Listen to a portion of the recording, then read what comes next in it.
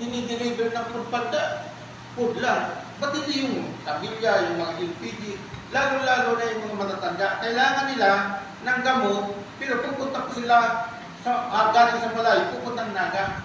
Hindi dapat ganun. Dapat dinideliver na sa kanila yung gamot, yung LPG, yung asukal. Ngayon, pagka i-deliver yun doon sa mga barangay, pagbalik naman ng nag-deliver, dala-dala na yung mga kamuti, yung mga niyog, lahat ng mga products sa kanilang mga barangay, papunta sa Naga. Dapat ganun din ang mangyari dito sa buong Pilipinas. Nang pangailangan ng Cebu, Iloilo, kung ano pa man, magagaling sa Central Business o Food Terminal dito sa Metro Manila. Dapat may malawak ditong lugar na parang dating food terminal.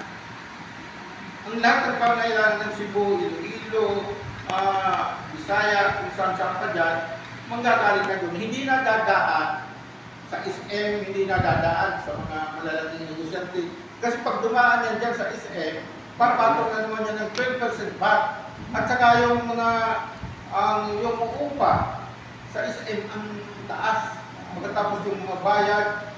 Ngayon, kung dilikta na from sabi natin dito, dilikta na sa Iloilo, dito na sa Davao, mapupuwasan yung mga minimum at saka yung expenses. Kaya dapat mainito natin itong smart marketing system. Maipasa ito sa Kongreso. Kasi madami tayong nasasayang na oras, nasasayang na. Kasi pag ganyan ang sistema, mababawasan na yung importation ng crudo, ng gasolina, ng mga baterya, at saka kung ano-ano pa. Kaya dapat may pusa natin yan sa Kongreso. At saka lahat ng mga tao, dapat magkaroon ng card.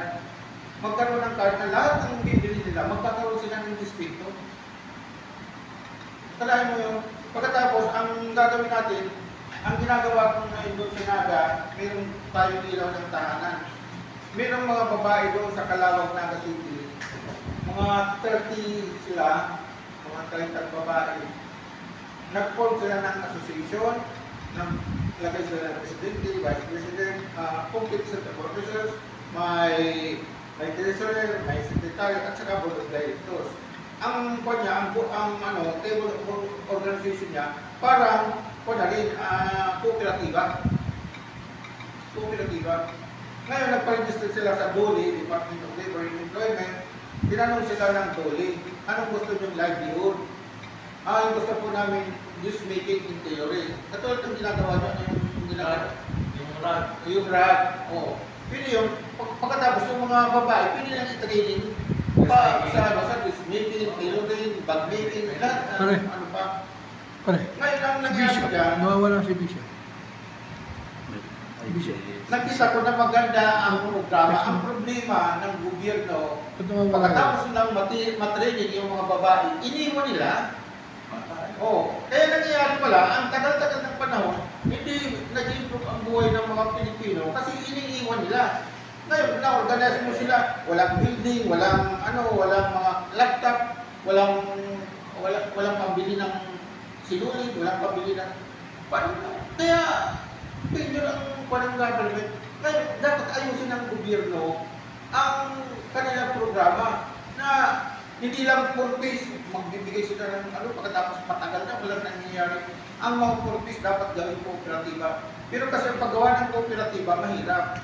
Itong ilaw ng tahanan, ang ginawa namin doon, walang membership, walang registration fee. Basta pumasok kayo para matulungan kayo.